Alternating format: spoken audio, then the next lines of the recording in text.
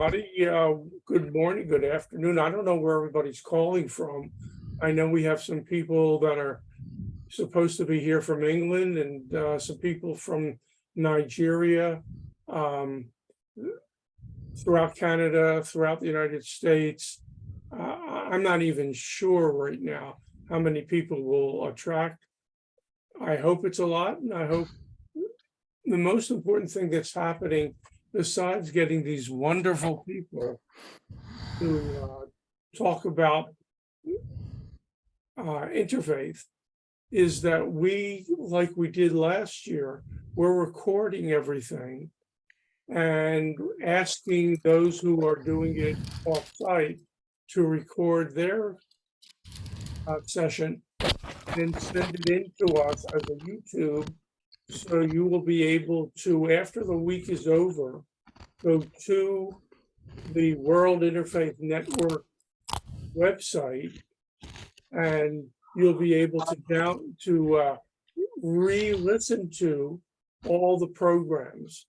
And if you do go to the World Interfaith Network website even now, you can go to last year's.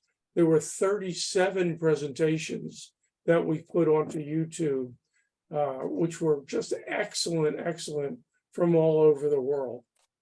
So to let you know that's happening, I now am about to introduce my good friend Ruth Brody Sharon, who most of you already know. Most of you have heard her at this session that started right before this. She's been honored internationally for a million different things. If I go through the whole bio, we won't have time to listen to Ruth. But you know, when Abigail and I first got involved with interfaith, we found out about this lady that's doing a musical, and she wants to take this musical to New York. What? Interfaith musical. And the one thing that I've come to believe as a public speaker since 1982 and before is that when you can make something fun, when you can turn something into people going, oh, I want to know more, I want to be part of it, that's when you've made the real connection. And this is what Ruth does and has done pretty much all her life. She has provided people with connections.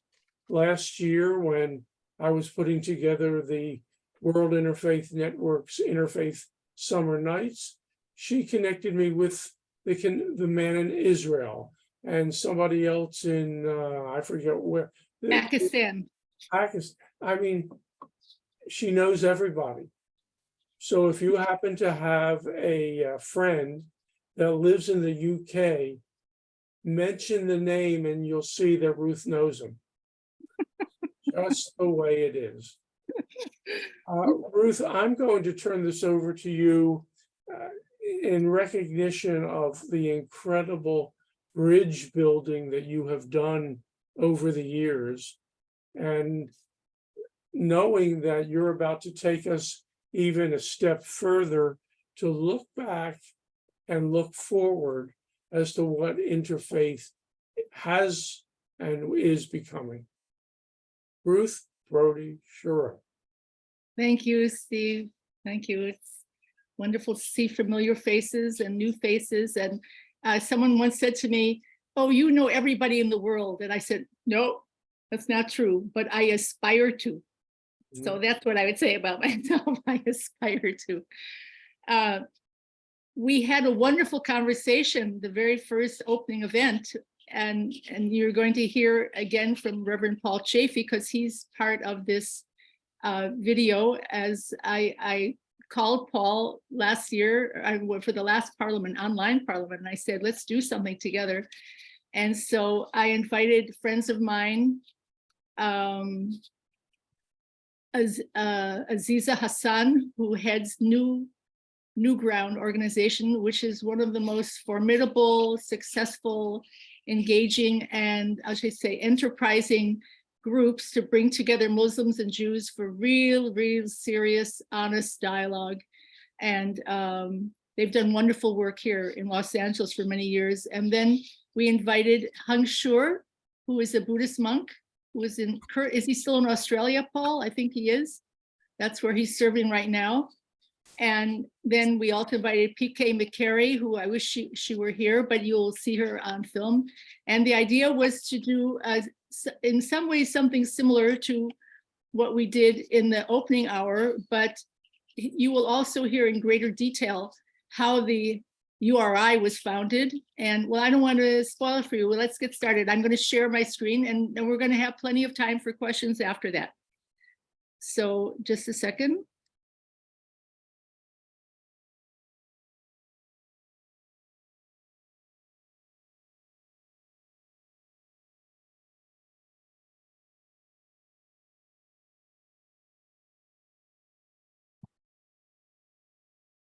Okay, just let me know that you hear the sound when it starts. Can you hear? Yes. Hello, and welcome to the Parliament of the World's Religions, specifically to a workshop titled Grassroots Interfaith, Looking Back, Looking Forward. My name is Paul Chafee. I call myself an interfaith activist. Retired now, I've spent more than 4 decades championing the idea that the human family needs, even requires, a healthy global interfaith culture. Religion in the world over the past half century has experienced a significant pivot, a shift in the consciousness of humankind. This global development wasn't planned. There's no architect, no complete database. It happened spontaneously. Back then, 50 years ago, most people everywhere knew next to nothing about world religion, about faithful people from other traditions, other races, their customs and beliefs, their ethics, their spirituality. But in the past 50 years, that's all been turned upside down, which is good when we get along and respect each other, and a nightmare when we breed mistrust of the other. 41 years ago, the National Council of Churches commissioned a report on how many local interfaith councils actually exist in the US. They found 8 that had started by 1960, a figure that tripled by 1980, when 24 such councils were included in the study. Most of them focused on interfaith dialogue or social justice issues, or both. These councils tended not to know each other. State to state, city to city, they didn't know each other. Spontaneous. Then in 1988, 250 religious leaders from 12 different traditions gathered together a conference in Wichita, Kansas. It was titled North American Assisi, with leadership from the Temple of Understanding in New York and a handful of activists from across the country. A new kind of relationship was begun. The New York Times called the Assisi, the North American Assisi, the most important interfaith event since the 1893 World Parliament of Religions in Chicago. Assisi gave birth to NAIN, the North American Interfaith Network, an enduring organization where local interfaith activists across the country get together annually to nurture friendship, to share what we do, and to learn from each other. NAIN is a unique kind of organization.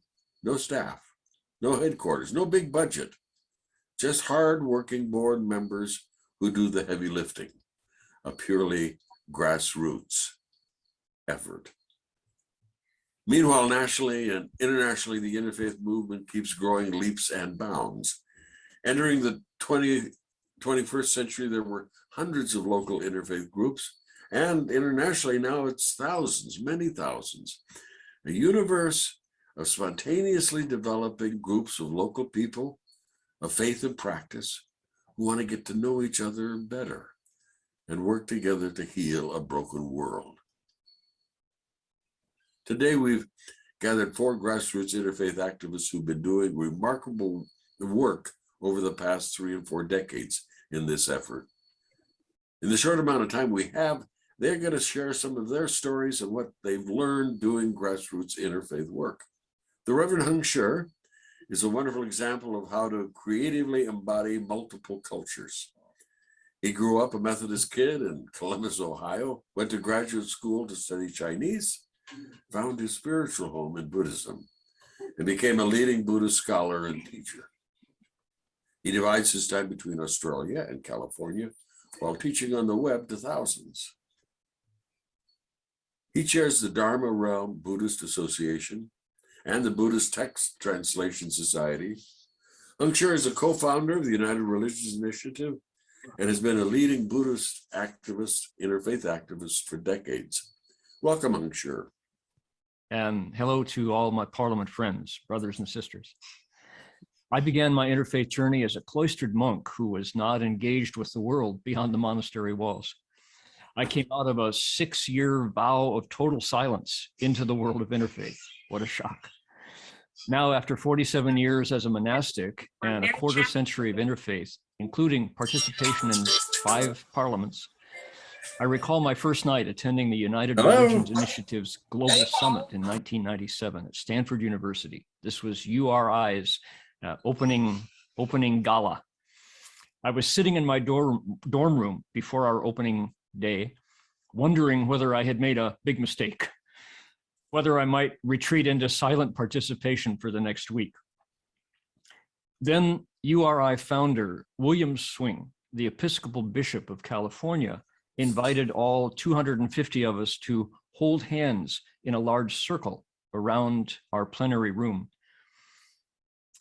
He said, this grassroots interfaith organization, if that's what we're calling it, is not mine. That's why I've stepped back from leadership into the circle, just holding hands as one participant. I'm leaving the center open. If it's going to survive, then it will be due to whatever we create in terms of spiritual and real world value, the eminent and the transcendent energy that comes from our community, from our combined strength and wisdom that fills in the center. That's what will count. It's what we make together that counts. So I heard that and I thought, wow, that accords with the Buddhist principle of no self. So far, so good. I returned to find out more and to learn how to contribute my strength. Later, when members of my own Buddhist community said, oh, I don't think I could ever take part, I wouldn't know what to answer when they asked me what Buddhists believe in. I thought of a moment I witnessed in Cape Town in 1999 at Y2K. You remember Y2K? A moment that gave me strength at the very 3rd Parliament ever, when the late Professor Houston Smith brought 30 Native American leaders from various tribes and First Nations to Parliament number 3 for the very first time. At the opening plenary session at the Cape Technicon campus, the MC opened the program by introducing someone he called the voice of Native America, Joanne Shenandoah. Out came this striking looking young woman in buckskins carrying a black guitar. She stood in silence for a moment and a tear rolled down her cheek. Before she sang, she said in a voice that filled the hall, "We are now reminded to be aware of our place upon this earth and to fulfill our obligations to ourselves, our families, nations, ancestors, and to the natural world. The words say, we are to awaken. Stand up and be counted, for you are being recognized in the spirit world." Her prophecy song carried the spiritual energy of that session higher and higher. I felt so proud to be part of a North American interfaith community. I asked Joanne later why she cried, and she said, as I looked out at the thousands of religious leaders and representatives, over 300 different religions, spiritual expressions, and indigenous traditions, this was the first time Native Americans had ever been invited to a place at the table. and perhaps the first time that people had actually met Indians who weren't being chased away by cowboys on a movie screen. But interfaith was still, by and large, something that people did at Thanksgiving prayer breakfasts. It was always a side dish, never the main course. Bishop Swing determined that if the URI was going to sustain itself as a global organization, it needed an innovative structure. So with the help of D. Hock, a man who invented the Visa card, a group of 12 individuals on URI's interim global council sat in a room 1 week for a year, challenged to come up with a purpose statement. After a year's labor, we came up with 30 plus words. The URI is a growing global community dedicated to promoting enduring, daily interfaith cooperation, ending religiously motivated violence, and creating cultures of peace, justice, and healing for the earth and for all living beings. That expansive vision gave birth to a movement that now includes 1,080 cooperation circles at work in over 111 countries. That's grassroots interfaith. 10 years later, the folks who came together at Stanford that first time had traveled the world together following that purpose in interfaith gatherings as large as parliaments in Barcelona and Melbourne, Salt Lake City, and as small as church basement potlucks. Here's an example of how the work of grassroots interfaith spreads by doing and showing. A Silicon Valley entrepreneur was holding a training session in human resources for the 21st century for CEOs. He had chosen Stanford to hold his seminar. He wanted to bring diversity. He wanted to bring his students, these CEOs, up to speed on the potentials for religious diversity in the workplace. He contacted URI, and the office asked 4 Bay Area URI Global Council members to drive down to Palo Alto for the session. Rita Semmel, a retired Jewish newspaper journalist, and the chairperson of the Global Council. Father P. Gerard O'Rourke, an Irish Catholic priest from Central Casting. Iftikhar Hai, everybody's favorite uncle from the United Muslims of India, and myself. We took the stage, sat at a table together, and shared stories and jokes about our decade of pioneering interfaith endeavor. When it came time for Q&A, one of the CEOs said, "Maybe this is the water you all swim in here in San Francisco, but I'm just not used to seeing monks in robes joking with Catholic priests in collars, or Jews and Muslims sharing the stage like old friends. How is this possible?" Father Jerry said, "Well, 10 years ago, I wouldn't have dreamed that I'd be sitting in this chair. And back where I come from in Ireland, it's still frowned upon. But I've changed my way of seeing the world. My eyes have been opened. Interfaith has expanded my heart back to its normal size, not the shrunken, narrow exclusivity that dogma forces upon us. I'm never going back. If going back means closing my heart to my Buddhist, Jewish, and Muslim friends. Take a good look," said Father Jerry. "Our planet in the 21st century, if it's going to thrive, will do so because of one word: relationships, relationships, relationships." This is a Kairos moment. Recognize this moment and stand up. The Buddha and Jesus and Muhammad would have been friends. What's wrong with their followers? He said. You're now going to hear from my fellow panelists, truth seekers, truth speakers, storytellers, visionaries, and pioneers on the front lines of grassroots interfaith.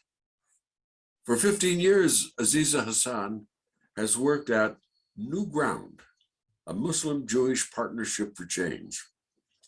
She served as executive director since 2014, an experienced trainer, mediator, and conflict transformation practitioner.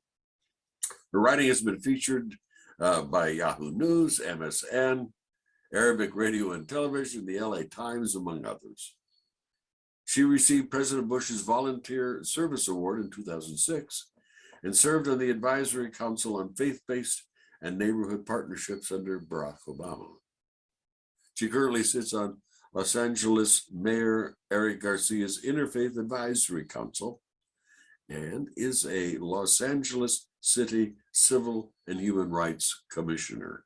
Welcome, Aziza.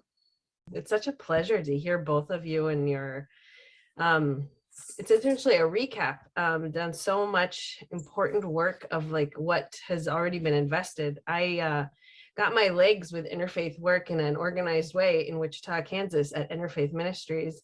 And it's the place where I got introduced to NAIN, and I just remember coming across it and feeling like, yes, this is exactly what I want to see and be a part of. And then like, as you were speaking, Reverend Henshure, like, I just feel this awe and this deeper connection. Like it feeds me in ways that connect me back to my own tradition. And so when you talk about letting the self, putting the self away and not having the self, like, it reminds me of the teachings in the Quran that say, you put your whims and your desires to the side and you rise to a higher level of goodness when you support people around you. And then it lists all these ways that you do that. And that to me is the power and the essence of people coming together across faith traditions. I was born to a Methodist mom from the Midwest and a Palestinian Muslim dad. And I just remember this incredible childhood, and also going through a point in my life where I started to question a lot, especially people of faith who would say one thing and talk about compassion, but then say another and hurt people in the name of religion and God. And it just created such a strong disconnect for me. And I remember my uncle had spent all his, like, we're Palestinian, but my uncle spent time with UNRWA in Jerusalem, and he would come to Jordan and visit, and he would describe how the ground was so holy, you would feel it reverberating inside you. And so I was like, okay. So we went, my three siblings and I, to Jerusalem in 2005. And I remember walking on that uneven, beautiful stone and thinking, okay, vibrations, let me feel you. Like, where's this holiness? And I felt nothing. And it really upset me. And I was like, okay, I still don't feel it. And I remember walking into the Dome of the Rock and putting my hands on the rock and just all of a sudden feeling all this energy and being overcome with emotion. And the tears started just falling, and I couldn't explain it. But with time, what I realized was it wasn't that I didn't care and that I couldn't feel anything. It was that I was so angry that I became numb. I was angry because I saw compassion, I saw grace, and I saw goodness. And I also saw a disconnect of people saying that they could commit atrocities in the name of whatever holy entity, and it didn't work for me. And at that point, I realized that I have to be part of my own journey and finding myself, finding who and what nurtures me, and return back to religion that feeds me and what it means to be in the world. And so that's why I work now. It was really hard to leave Wichita, Kansas, to leave Interfaith Ministries, but I made my way to Los Angeles to build community and relationship between Muslims and Jews, because we can build a better tomorrow together. It takes hard work. It takes a lot of attention to really difficult topics, but we can find meaningful discussion in the midst of disagreement and find a way through together. And so that's what we do. We do it in ways where we're building relationship, where we're building muscle around difficult conversations, because that's what it is, a muscle. And when we don't have civil discourse in a way that is respectful and loving, that muscle atrophies. And it's something that we have to be willing to invest in. And then when people go through our programs, they do things in the community, like they work on homelessness. We had our high school students work on something called Youth for Youth around homelessness, and like raising awareness, and then also raising funds to help youth be able to choose what they needed in that moment, instead of having people talk down to them. And a number of other initiatives, like during COVID-19, we did blood drives, and just things that make a difference in life, but where we're working together to find and meet the needs of community, and so that we can transform community through the power of relationship. And so I am so grateful to be with you. Thank you for listening. Wow. Yeah. Thank you so much. Thank you so much. Perry McCary, known around the world as PK, is an artist, storyteller, educator, and social activist who's dedicated her life to cultivating relationships across racial, gender, generational, and cultural aisles. Another co-founder of the United Religions Initiative, she currently sits on URI's Global Council. She's the author of 9 books, starting with the acclaimed Black Bible Chronicles series. Mama PK is a co-founder and director of Think Peace International, a communications media network of artists, educators, and activists bent on building cultures of peace, justice, and healing, particularly for young people. PK lives in Houston, Texas, but considers herself a citizen of the world. Welcome, PK.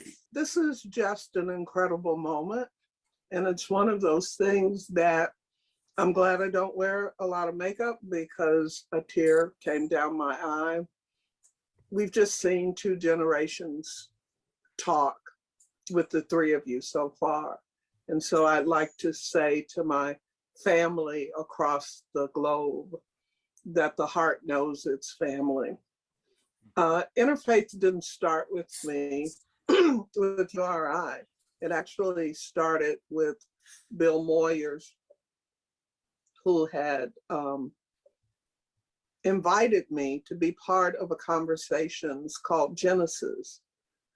And I'm Christian, and that sounds like, okay, we're going to go back to the past. But what he had put together were people who were from the Islamic, the Jewish, and the Christian faiths to have these conversations in a roundtable discussion. And it opened my eyes because it was the rest of the story to my own story as a Christian.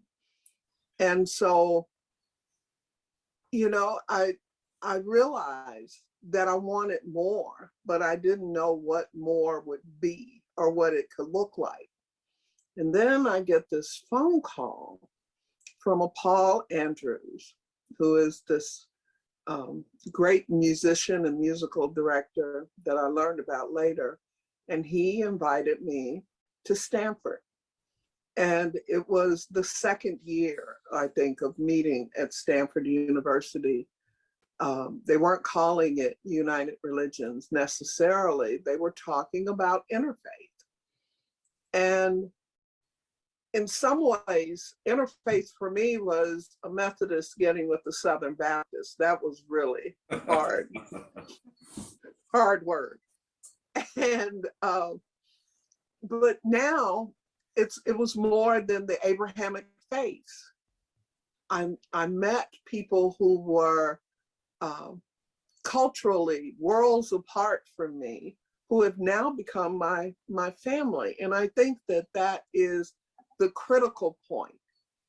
I think what Aziza was saying, you know, that the blessing comes in being in those spiritual energy zones, but then there's the anger when we think about what we do to one another. I don't take interfaith for granted. Who we impact in our lives becomes the cornerstone of our humanity. And I think that it's really important to share this part of what interfaith and grassroots interfaith is really all about. Being kind doesn't require coming to a meeting. Do we care? Or do we care only about our little tribes or our little groups? How can we belittle or scorn another because they do something differently? In an imperfect world, we've had to shed light in the darkest corners where it is needed. And for that, I'm so grateful because I've seen it. I will just share with you the one story that I think, as I've thought about this over time and listening to the 3 of you, there's a young man named Murad, and he was finishing up college. And he met with a mutual friend of ours, John Weiser. And John Weiser said, well, you need to know Miss PK. So the first thing he told me was that he liked rap. And I said, okay, I don't dislike it, but, and he tells me of this rapper who was a Muslim. And when he told me who the rapper was, I said, he's not a Muslim. He said, yes, he is. And it turned out he was. We started communicating across Skype. We had 80,000 messages in less than a year's period of talking and going back and forth. And we had come up with the photo competition called 1000 Kalima. The word, and I don't know if I'm pronouncing it right, but Kalima means word in Arabic. It's the phonetic sound of word. And we created this photo competition, which grew into, we wanted to find a picture of peace. And I realized there is no one picture of peace that doesn't have another aspect to it. And those aspects are what I think grassroots interfaith is really all about. It's about faith, respect, and service. It's about answering the call when needed. It's about respecting and protecting our earth. It's about dialogues and conversations. It's about our sacred spaces, ceremony, and celebrations. It's about transforming acts of violence and conflict. It's people, places, and cultures. But if you wrap it all up, it's moments of inspiration, poignancy, or epiphanies that show us that we can be on the right road when we become a family. Thank you so much, PK. It's absolutely wonderful words. Ruth Bright Sharon is an interfaith author, speaker, and filmmaker, and more recently, the composer of Interfaith, the musical. Ruth co-founded the Southern California Parliament of the World's Religions, serving as its co-chair for 10 years.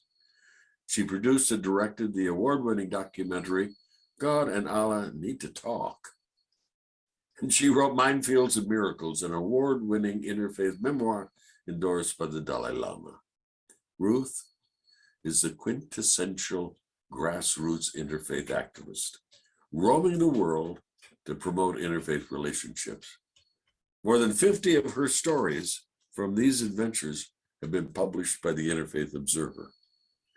Welcome, Ruth. More than 20 years ago, Marilyn Ferguson wrote a book called The Aquarian Conspiracy.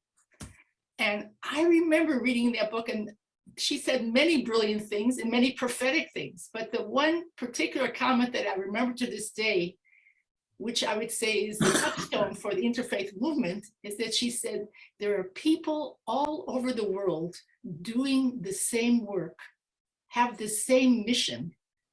They are brothers and sisters, but they don't know each other. But there will come a moment in time, a day, when all those people will be connected. And at that moment, we will change the world. And that's, for me, what the interfaith movement has been. Now, personally, I grew up in Chicago in a Jewish family. My mother was a Hebrew school teacher. She kept kosher in the house. My father was much more universal in his approach, and I met many people from different cultures and different countries through him. But I would say the first seeds of interfaith were planted for me when I had just graduated from university as a journalist, and I planned a trip to Latin America to visit the Jewish communities there, and it turned out into be an odyssey of a year and a half. I visited 19 countries and 54 cities, but there was a seminal moment in the trip, which I think I can point back to and say, that's when I decided I would have to do something about the world.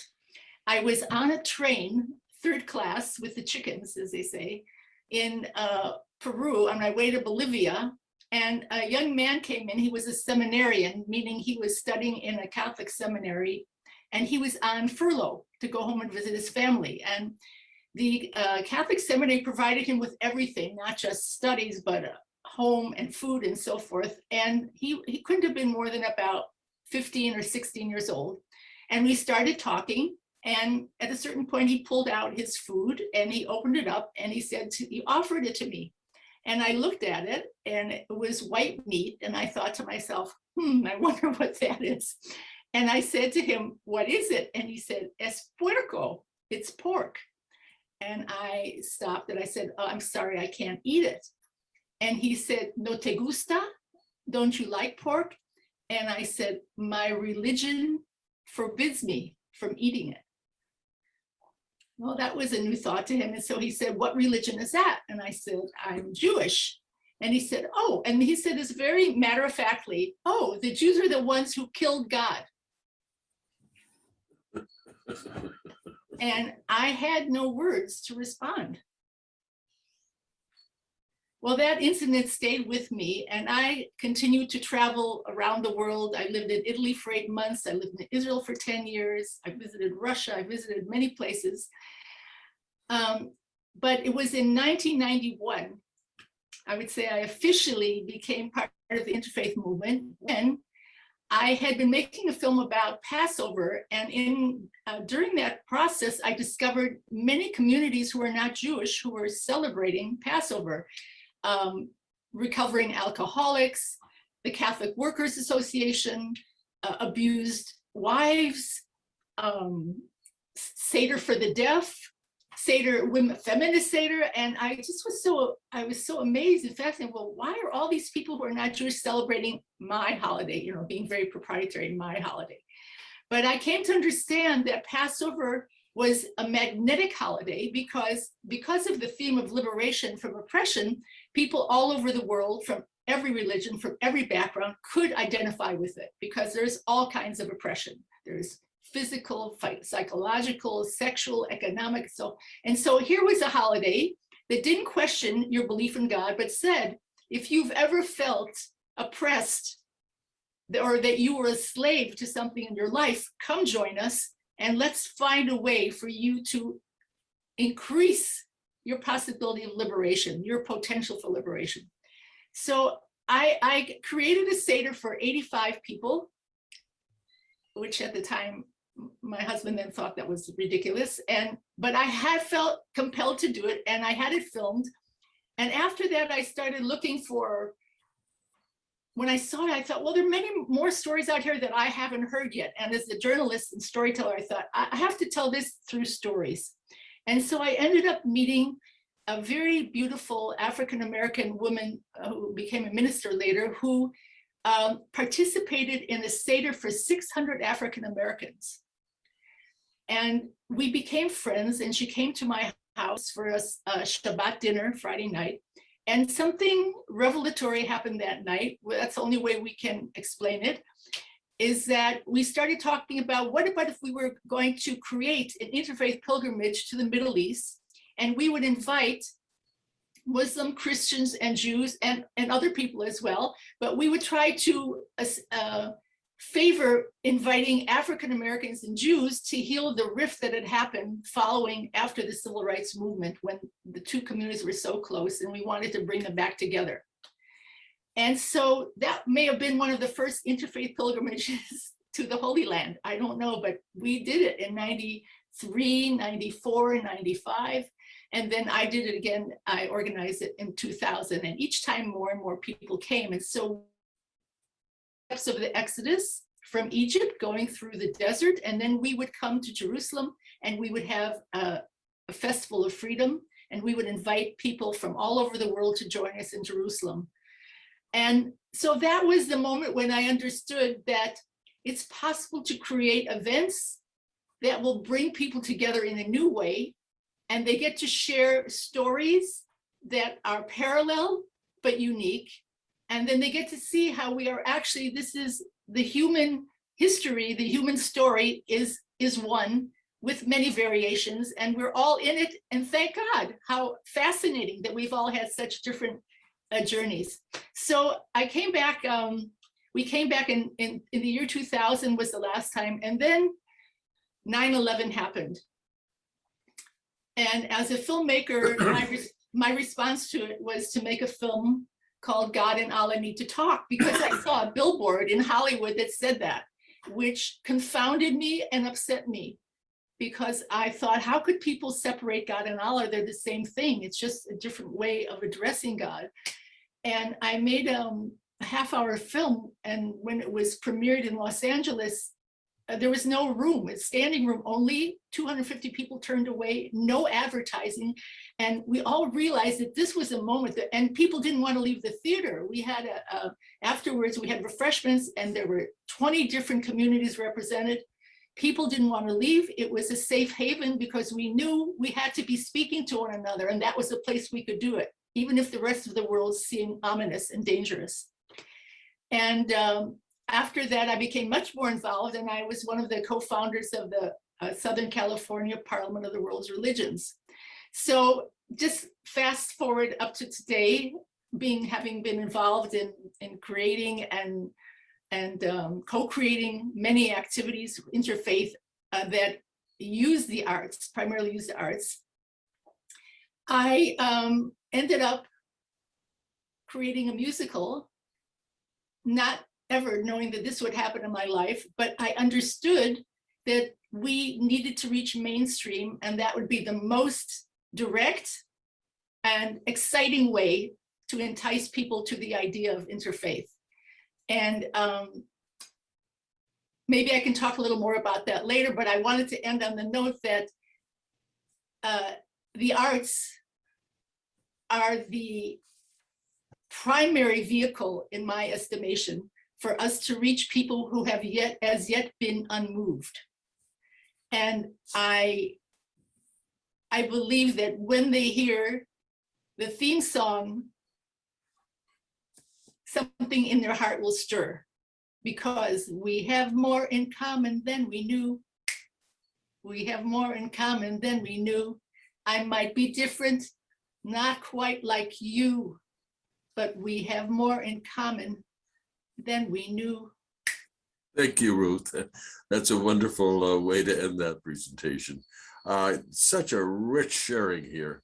It's, I wish we had 2 hours or 3 hours to unpack the stories but we only have a few minutes, 10 minutes maybe, and I'd be fascinated at your response to each other. PK, you want to start us out? I'd like to start us out with asking what it is that we really do have in common. And I think that if we can start giving people an idea of what being in common means, we will give people a pretty good idea about what interfaith is. So who would like to start? Any of you? Well, the blood that races through us is no different.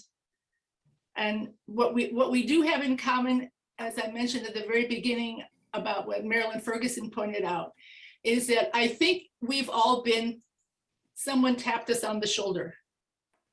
And we may have resisted at the beginning because it seemed mission impossible, but that we do feel, and I see that in everything in Heng Shur, and definitely in Paul, definitely in Aziza, in you, PK, and in myself.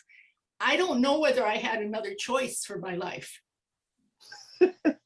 And I think that's what I suspect is also makes us immediate family, is that because, I mean, there's no money in it. But your family sure gets bigger. Right. But there's this little voice inside that is always moving us towards the light of understanding and of holy collaboration. In my story, I was asked by my own Buddhist community, what will I say when people ask me to present and say, what do Buddhists believe? And my answer is, and I think we share this in common, is only, let's start that over. When I explain who I am to folks who have no sense of what a Buddhist might be, I understand myself deeper than ever before. I have never gone as deep into my own faith as I have when I've been looking through my eyes at interfaith friends. So interfaith sharing becomes a way to understand myself better. And I said to my friends, just fear doesn't enter into the picture. You're establishing a relationship, and that's where the family comes in. Aziza, how does that all roll off you? That's so beautifully said. As you were describing in your response, Hensher, I was thinking about all the many times I've been to services over, whether it was Yom Kippur or Passover, or like, and all these places, like I'm sitting in the services and like, whoa, like there's so much in common, whether it comes to these concepts of forgiveness and how you cleanse yourself, how important fasting is to help cleanse your soul and your heart and help you see and focus on what it means to take care of the earth and the world around you and the hungry person right next to you. And it's fascinating to me because like I went to a Mennonite school, Bethel College in North Newton, Kansas. And I remember learning so much more about Jesus and all these incredible stories. And then I'm like, okay, well, what does the Quran say about Jesus? And then like I unearthed so many more stories. And like, this is like such an incredible point of inspiration for me, because then I think of stories about how Jesus and his disciples walked to a town that didn't greet them well, and they were treating Jesus awful in terrible ways. And Jesus still consistently responded with love, always with love. And his disciples were like agitated, and they're like, why are you responding with love all the time? And the prophet's response was, you give what you have, and that you love. And so like, to me, like that's like what's inspiring. And it's like there's so much of that overlap, and it comes in all of our traditions. You know, that really reminds me of a story, Aziza. Back in the day, the interfaith group in San Francisco had been given charge and stewardship of a beautiful chapel in the Presidio, which was called the Interfaith Chapel. And we had a board and gathered for 3 days to figure out what on earth we were meant to do. We didn't really have a clue. And so we decided we'd spend that talking. And on the first day, someone talked about this wonderful sacred land that the Presidio is, that we've been asked to share. And Paul Schultz, a Lakota Indian who was on the board, says, yeah, stolen sacred land. And everyone sort of tittered, you know, just like now. And then the next morning, we were in a meditation period, a devotion period before actually starting. And Iftikhar High, a Pakistani Muslim interfaith leader in San Francisco, Iftikhar came tearing in a few minutes late, and we said, hi, Iftikhar, sit down. We're going through our prayer period. He says, I'm sorry. He says, I can't pray with you till we talk. Roger said, well, you know, we're going to talk all day. He says, I can't pray with you until we talk. So I said, well, okay, go for it, man. And he said, yesterday someone talked about stealing sacred land. He says, you got to understand, I'm a Muslim. And in Islam, the worst thing you can do is to steal something. But you could steal anything except sacred land. What did Paul mean? Well, that's what we talked about for the next 3 days. And we never did any programming at the Interfaith Center at the Presidio, which didn't take into account the First Nations, didn't take into account somehow the people who occupied that land in the first place. And it was a rich blessing for us, because it gave us so many opportunities that we wouldn't have taken otherwise. And that's what I hear from all of you in terms of that common denominator, PK, that you mentioned. Well, I want to just add something, because Standing Rock was so significant, not just because, first of all, it marked the first time that many of the tribes, the indigenous tribes, got together to talk, but there was an outpouring of solidarity from the interfaith community, and interfaith leaders from all over the country and outside as well came to stand together with the Native Americans. And so here again, this is something that the interfaith community has the ability and the energy and the power to create change in a way that the disparate communities have not been able to do until now. So that story and what happened at Standing Rock are bookends for me.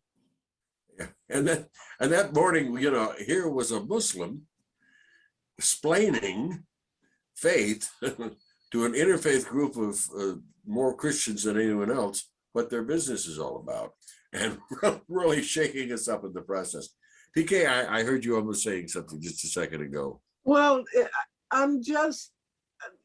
the reason I asked the question is because one of the things that I think is evolving in interfaith are the issues of oppression and racial justice and ending poverty and environmental. I mean, I think that is the beauty of what we do as cooperation circles in my group, but all across the planet, I think we're hearing people who are saying, let's get it right. Let's get justice, which is a bowl of mercy, passion, compassion, forgiveness, love. It has all of that. But in the middle of it is truth. And I think that the truth of our past has to be acknowledged so that we can go forward. And I think that ends up being what is truly being said with this particular presentation. I wanted to ask Aziza to share with us about the special storytelling events that you've had for young people.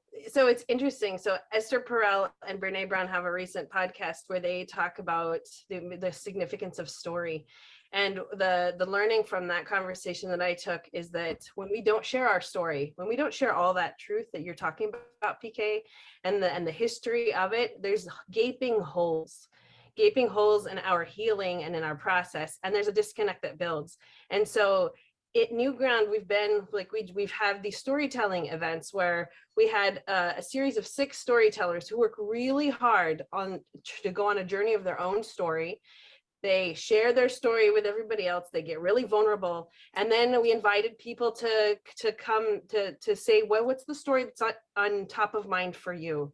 And we've had people in breakout rooms where they could share their own stories, because if we're really gonna take this seriously and heal and deal with the pain and the injustice right now, and stolen land and oppression, like, we have to be able to name it and to give space for that healing to happen.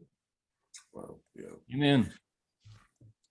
So touched. Thank you, PK, Aziza, Hank-Shur, and Paul. 33 years ago, Diana Eck, who's been such a powerful figure in the interfaith movement, she was in Wichita when they began the Assisi, North American Assisi. And what she said in a keynote speech then, how can we live today except together? And how can we live together except with understanding? And we come a long way in 33 years. And by God, we got a big test coming. And I think I can see agreement with all of you that bottom line and personally, it's full of joy. It's full of joy and love. And what a special privilege to have a vocation that lets you hone in on those things. Thank you for attending our workshop. We hope to be in touch with those of you who contact us. And thank you so much for tuning in. We once lived in harmony, shared a long history. We have more in common than we knew. We have more in common than we knew. We are Muslim and Hindu, but we have more in common than we knew. We have more in common than we knew. We have more in common than we knew. I may be different, not quite like you, but we have more in common than we knew.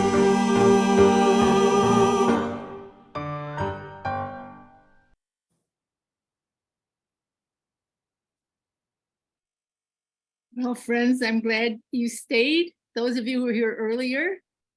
And in some ways, it was a continuation of our opening conversation, but you also got to meet PK McCary and Aziza Hassan and Hank-Shur. So do you all know how to, Carol knows how to put her hand up. You all know to go to where it says reactions. And if you want to say something, I'll call on you. I saw Carol's hand first, so let's start with Carol. Please, Carol. Oh, thank you, Ruth. this has been a wonderful, wonderful discussion. I believe I saw it before and I just get so much out of it with the same wonderful people. Before it was mentioned, how many people will be going next week to Chicago? How much press will be there? How much will it be spread? And that's always a wonder and a concern, a partial concern, because it will be wonderful regardless. But the thing is, I just have to comment, as I always do, that Ruth Boyd Sharon's Interfaith the Musical, I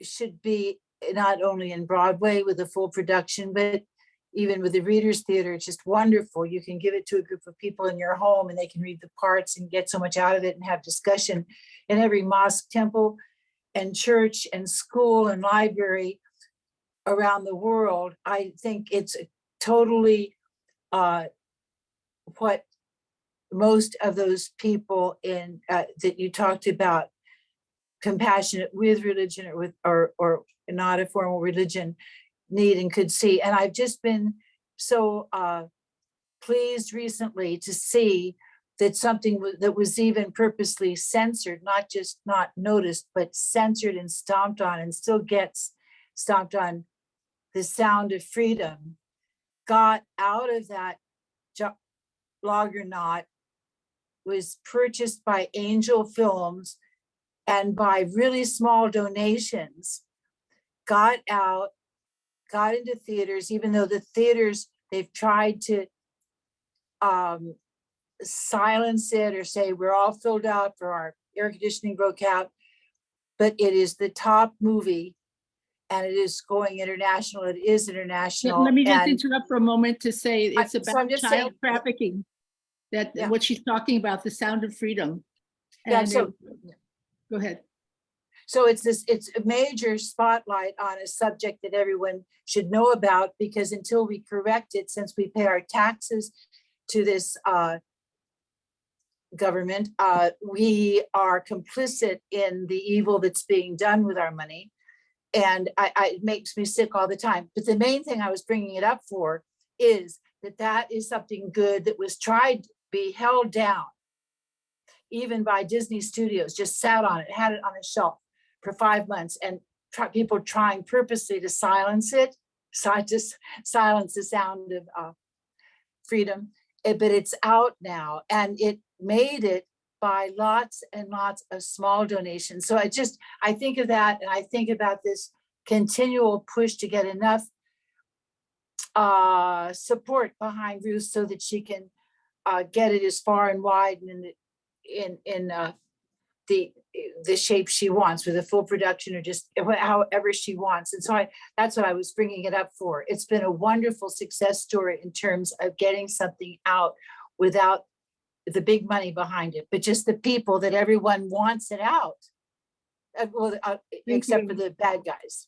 Thank you so much, Carol. I I- didn't pay her to say that. She says that voluntarily.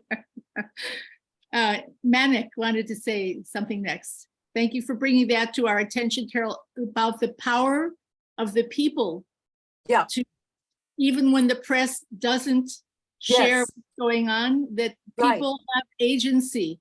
And that's Yes. the way now where you can go online in your own, if we're not censored there, but there are enough platforms now that are still exist where people Yes. have a chance to express these ideas, and also meeting locally and sharing things with your meetup groups. Those can't be stopped either, people getting together. You know, they said, Hung Sure said, relationships, relationships, relationships. And, Yes. and Paul, you also, I think, or was it Tina who mentioned that in our last session, about the value of relationships to promote and to promulgate these ideas. So Manik is the head of the Zoroastrian community in Los Angeles, and has been very active in interfaith for many years in many organizations. Plus, I know he also got a degree, a master's at, was it Claremont? Yeah. Yes, in interfaith. And I know he's going to probably be going to the parliament again, yes? No, not this year. This year. But he I went to usually- Toronto and I went to Salt Lake City, but Right, this year so- I'm taking a sabbatical. So in one of the songs I wrote about let's make room at the table, and the last line of one of the verses was, and don't forget the Zoroastrians, they've been here longer than the Jews. Right? Yeah. So it's Right. true. You've been here longer than the Jews. Well, we want to hear what you have to say. I just wanted, first of all, apologize. I had gone to attend a Zoroastrian prayer ceremony in city of Orange.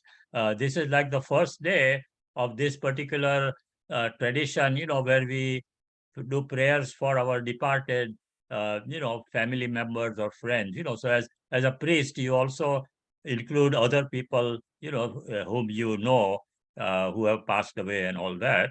And that's why I was late, and then I said, I must have missed it. But then I said, let me try, and fortunately, at least Ruth was talking at the time when I logged in. So, but another thing I just comes to mind is that when you mention about the First Nation people, the, Native Americans, just very recently on the internet, either from one of the members of our Gibord Center in Los Angeles, or if I'm not mistaken, there was something where one of the tribal leaders who is studying their history, because history has been rewritten by the people who conquer, and the old history is forgotten, because of oppression, suppression, what have you. And he apparently came up with his information that our past president, Mr. Lincoln, who is so well known for his emancipation of the slaves and all that.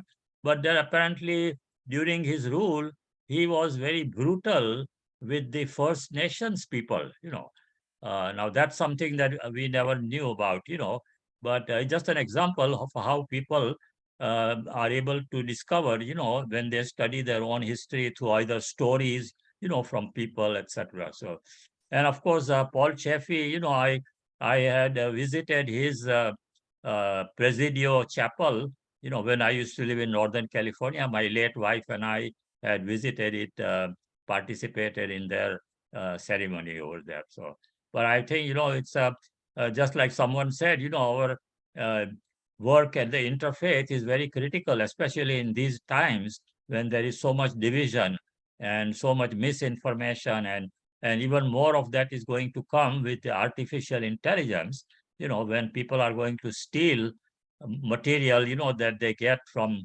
and even steal our faces and voices and all that. So it's a time where interfaith has to also address some of these concerns and discuss them, how we can avoid getting duped, on those kind of. But anyway, good luck to you all, and congratulations on the first day of Interfaith Week.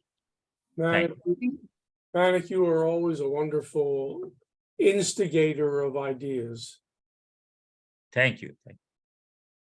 There's a few people that are on the call now that have not been heard from.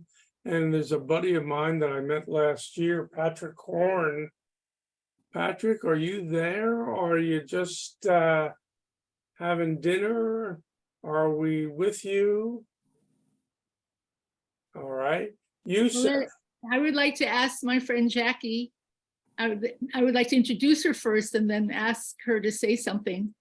She's originally from Tunisia, and she had to leave Tunisia, her and her family, because of what was happening with the Jewish community there. That was a time when Jewish communities were being expelled from all over the Middle East, and they had to find new home. And so they went to Montreal.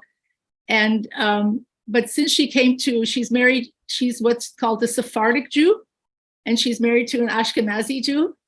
And and that there's probably a lot of intra-faith dialogue that goes on there too. But she created an organization called We Are the Tree of Life, and has been doing amazing work in the arts. One of the recent productions she did was a film where she used interviews with artists who survived the Holocaust because of their art. And so that film is called We Are the Tree of Life, Carry On.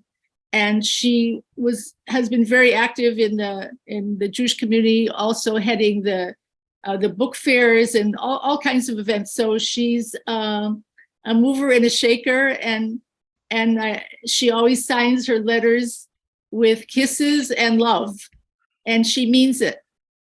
Jackie, do you want to say something about what you saw so Yes, far? thank you. I was hesitating, in fact, to put the hand on on my screen. First of all, thank you for what you are doing, and secondly, thank you, Ruth, for knowing you. It's recent, but it's I love you. Effectively, I was born in Tunisia, which was, now listening to you, I want to call interfaith country. My friends were Muslims, my friends were Catholic, my friends were nothing. And of course, my family was Jewish in terms of tradition and even religion and application of the religion. And then I had the life where I moved to France, where I met anti-Semitism when I was 20 years old. Then I went to Montreal, where I found the immigration of the Moroccan Jews in this city and how they were able to settle and to be themselves. And I ended up in San Diego, where I acted as, if you want, an assistant to the art director of the San Diego of the Lawrence Family Jewish Community Center, and I did a number of programs of San Diego Jewish Book Fair, San Diego Jewish Film Festival, San Diego, very, very cultural. When I retired, I gave my attention to the massacre of what happened at the Pilbul Tree of Life Synagogue. And I am sure that here you are all touched due to the fact that you live through the internal faith, and to see that happening to Jews, to see it today happening to mosques, to see it happening to churches, to see it happening to an individual in the street. And that's where I was very attentive of your approach to the human being.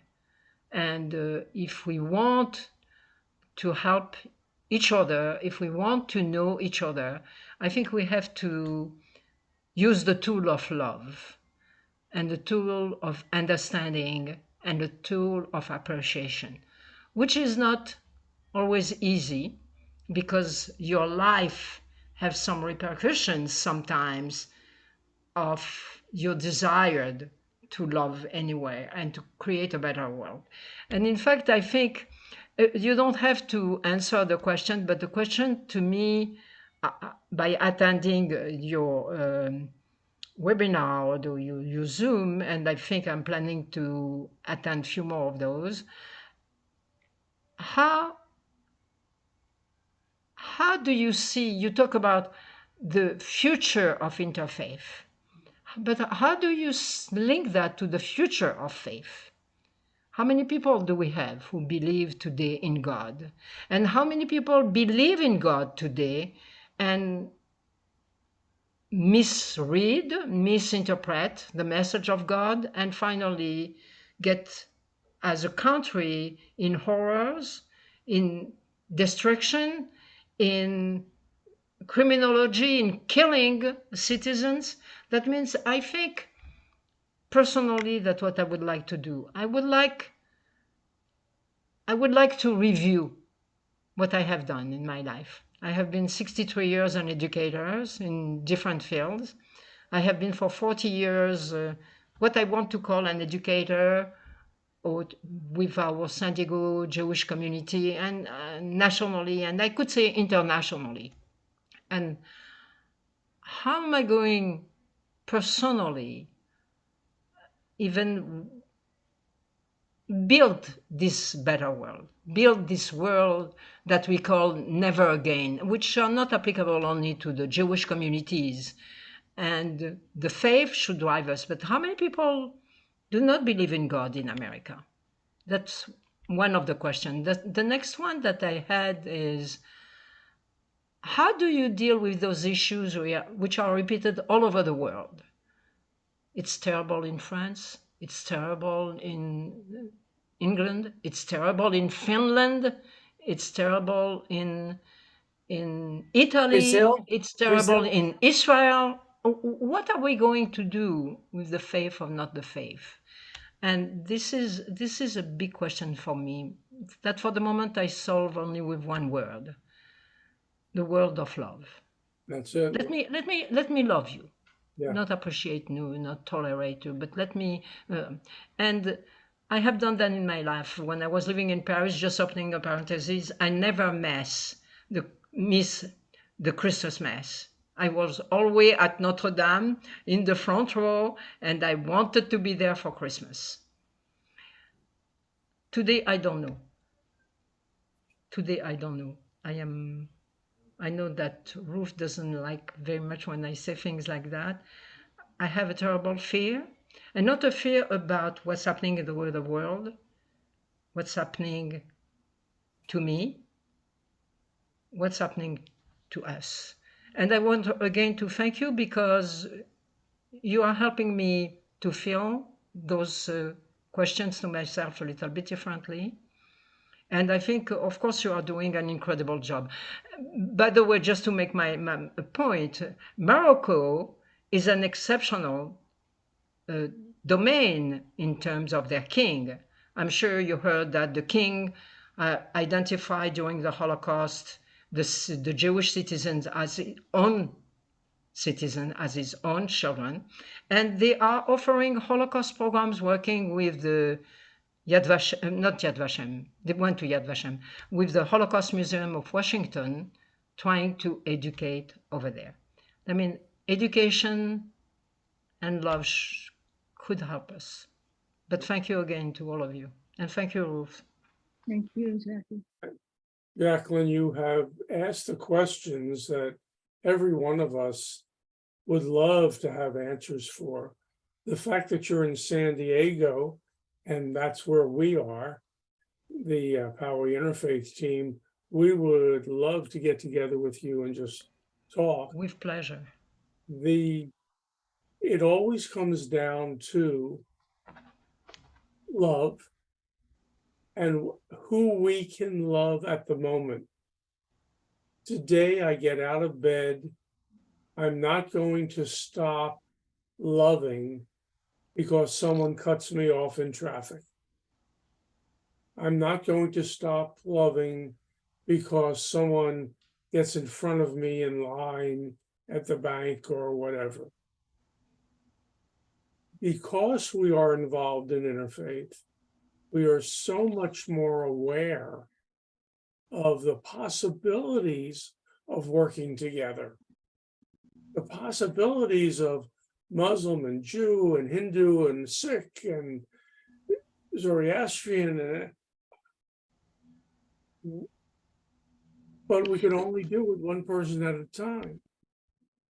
And it's too slow. I know it's too slow. And especially for some of us who have reached, we're beyond 40, okay? And we have, and I'll say this nicely, we have extra time. I was an architect before I went into ministry. I've retired from architecture. I taught college for 44 years. I've retired from that. I've put all my energy into interfaith and writing books and meeting people and finding out, how can I love you? Who are you? Tell me about yourself.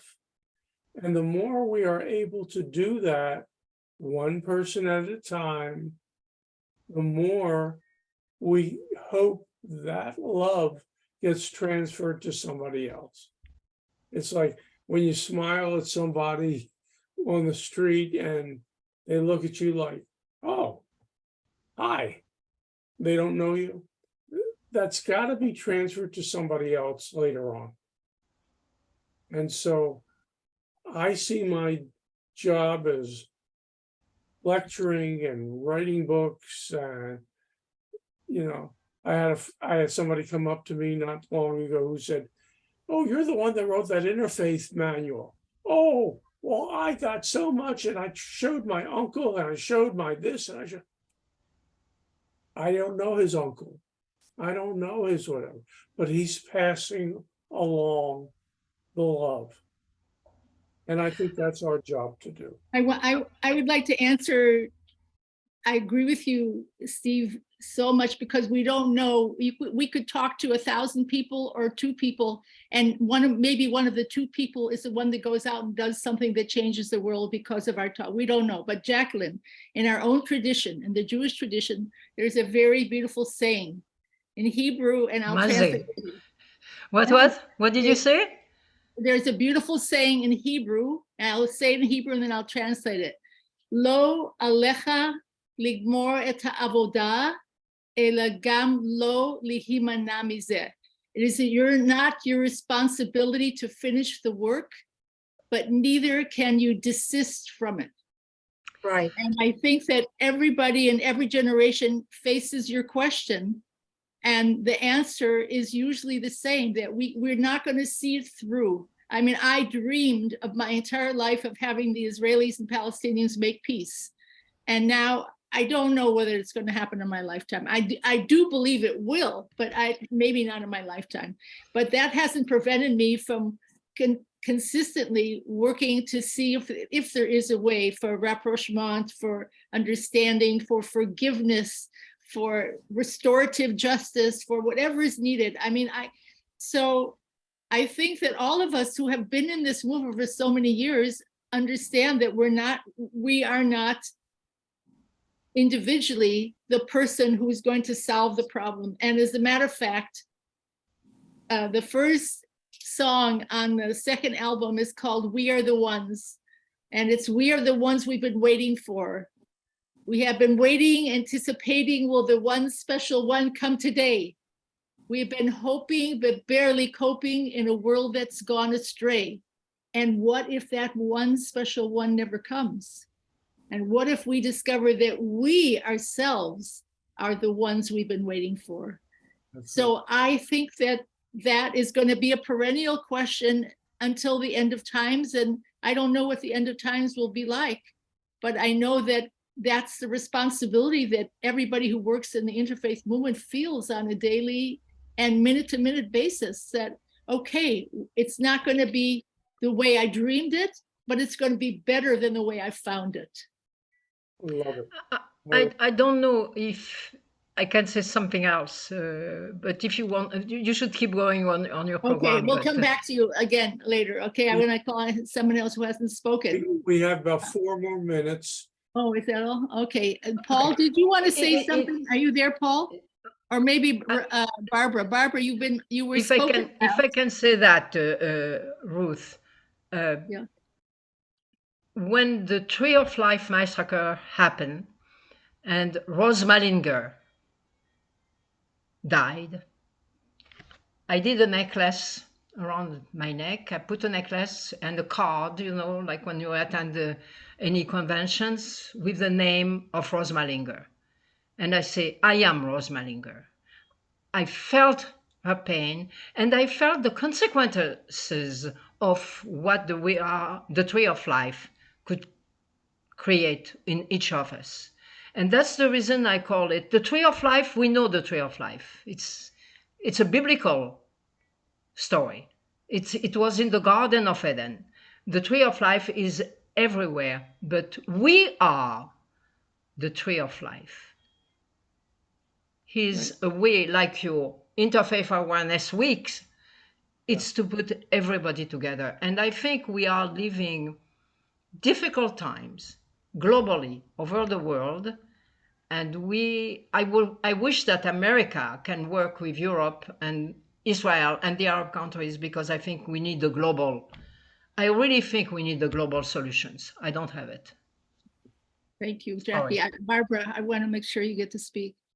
Yes, I'm actually in Chicago. I live in the western suburbs with the West Suburban Peace Coalition, but my life was spent in nuclear science and security and technology. And I grew up in Wichita, Kansas, and in part love all this discovery of how wonderful it was to grow up there. But my father went there after coming out of World War II as a Navy medical doctor, who was one of the first to walk in to Nagasaki with the 2nd Marine Division to see the nuclear weapons effects. And one reason I ended up in Wichita is that Dad left from the war to work at the Miniger Foundation, which is just being founded to help people with trauma. And he ended up practicing privately in Wichita with a whole group of wonderful men and women, because it was a place where he was accepted. He couldn't find anywhere almost in the United States, in other states. So I don't know what it is about Wichita where they were open to supporting innovation. And I would say that's what is going to keep us all going, is innovation and our next generation underneath us, because that's what keeps going me now. And Bettina and I were in our 20s. I mean, I was 23 when I met her, and we were in a student group. I wanted all of you in Interfaith Ministry to know this story. But on the most dangerous night, when my little band had gone to the university administrators and said, give us a chance to keep peace instead of the violence that's coming tonight, it took a few hours to get it all together. And we were pretty scared, some of us, when we were walking down to that scene. And do you know that every campus minister of every faith was standing there before us? Oh, And we'll make it through the next generations. How beautiful. I'm sorry, but it does still bring tears to my eyes. It just, it was just so wonderful to realize they were there for us. And that was 1970. Did you ever document this, Barbara? Well, I'm starting to write memoirs now because I thought I was going to retire completely from nuclear disarmament work until I met Bill Swing in Toronto, which is how I know Paul, because I'm in Voices for Nuclear Weapons Free World. I joined when I met Bill. I don't have the time myself because I'm so consumed trying to get the musical finished, but I'm a documentary filmmaker. I'm sure there must be another young person around who could not just, you're writing a memoir, but could record you reliving that situation and where it took place and how it changed your life, because those are the story. I'm convinced. I just made a video for the Parliament called, it was a webinar with 4 extraordinary women. It's called Saving Seeds and Storytelling for Survival. Yeah. And I think your story merits being preserved and being recorded and shared. And, I don't have enough time in this lifetime to do that. Well, but think about someone locally that that's a documentary filmmaker or someone that knows how to use a camera well, they could come and just take down what you told us now, but of course with all the details. Yeah, Please. Thank you so much, everyone. This was a very valuable session for me. And of course, I will be at Parliament, and I won't know who I'll see. It's just so many people, but thank you all. This was very on target for what I'm doing these days. So thank you. So Thank you. Let me end this session with telling you that there's a half-hour break, and then Ruth is coming back with her Meet Me There. I mean, we're talking about dancing in the street, right? Yeah. Yeah, I mean, it's been 7 years and I'm not quite at the big stage yet, but I'm getting closer all the time. And it's because of my colleagues and friends here who have supported me and who believe in it. When they heard the music, they said, yes, we want to hear that. We want to hear it on stage because this is who we are. And I think that, groundswell, and Carol, this relates to what you were saying earlier about the press. There are several productions in the world that made it to the big stage, not because they had a promoter, not because an agent came and saw the play and said, oh, we got to take this to Broadway. It's because they had such a great following of people that it had to reach the big stage. And in the end, when you think about it, aren't those the most authentic productions? Because the people. Oh yeah, it's absolutely wonderful. And it's what there are such big powers trying to hold truth back today that it's absolutely a wonderful accomplishment. And I'm so glad. So come back and I will show you the sort of evolution so you can understand how it happened and where it's going now. And I would love to have you now, half hour. You do at 6. I'm going to stop the recording Right. and you do not have to get off. You can, Okay, okay, but in 30 minutes, other I'll people be back. come I'll in be back. to the same link. because I'm Is so the upset, I next, go to my other is the emails. and I next won't session do it. on the same link? Same. No, you can just stay Same. here. Just stay Yeah, here. Leave okay. your. Okay, all right, friends. Oh, good morning and welcome again. This is actually the third of 3 wonderful, wonderful sessions that we've had talking about the evolution of interfaith in America and beyond. And we have explored where major people, wonderful people have come from and how they've shared their gift. Bettina Gray, Kay Lindahl, Robert Hankinson, Paul Chaffee, and our beautiful Ruth Brody Sharon are just great examples of people who go the next step to make things happen. And in her looking back, looking forward that we did last hour, we brought in some other people that I'm going to say his name wrong. Heng Shur Hang sure. No, hang sure. That was great. Great. and Aziza Hassan, Done. as well as PK, are wonderful, wonderful examples of we need to go the next step. The next step is to take interfaith and make sure everybody understands it does not take away your faith. It does not hurt you in any way. It shows compassion and is probably one of the things that you should be teaching to your children and your grandchildren in every day of your life. So the third portion of this evening is really personal because I love this lady, Ruth. Your session about Meet Me There just kind of consolidates all the talking that we've been doing for the last 3 hours and puts it into, this is what we can do. This is good. This can happen. And here's the way it is. So I'm going to shut up and I'm going to turn it over to Ruth. Hi, everybody. Good evening. Thank you Hi. for those who've been here and have came back for more. And for those who just arrived and for those who are yet to come. That's kind of the mantra for the interfaith movement too, right? Yeah. And I love Steve and Abigail. They're such a delightful couple personally as friends, and also what they do in the world, how they promote interfaith and how they've launched such enterprising and unusual events. Their NAIN, North American Interfaith Network event in San Diego was legendary. It was really extraordinary. And they also gave me the opportunity. That was the first time I had to have one of the songs from Interfaith the Musical performed publicly in Pacific Park, right? Balboa Park. Balboa Park. So tonight, what I want to share with you is kind of an unusual way of introducing the musical, but I want to talk about the evolution of the musical so that you can see, sometimes we see something up on a stage and we wonder, how did this come to pass? You know, what were the seeds that were planted, or what was the idea that it came from? And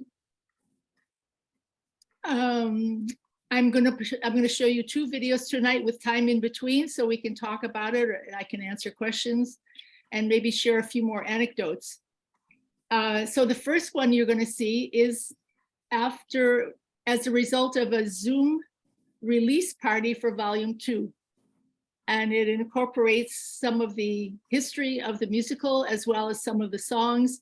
And one of my favorite parts is that it incorporates comments from and feedback from the arranger, from the dramaturg who helped me actually put the book together. The book is the script with the lyrics, from the singers. And that was fascinating to me to hear what they had to say, because when I first started the project and I asked singers, the first album, the singers were not paid on the first album. I didn't have the money to do it, but and they had to sign releases for it. And I asked them why did they agree to do it? And they said, the moment we saw the lyrics, we knew we had to do it. Because they understood that this was not a vanity project of my singing my songs, you know, and getting known in the music field. Actually, that was the last thing. It was, I think it was channeled, it was cosmically downloaded. It started that way. And I was aware that this was not just about music and lyrics. This was about something much greater than that, and that this was going to be my magnum opus after all the things I've done of writing books and so many articles and making films about interfaith, which I still continue to do because I think they're important to update all the time what's happening on the scene. But that this particular activity, artistic endeavor, had far greater significance than just adding to the cultural artistic repository of music in the world. And I think that that is part of what I'm trying to show you tonight, of how that evolved and what it's becoming. And it's still not there yet, but you are with me in the becoming of it. And I appreciate that you're here to savor that with me.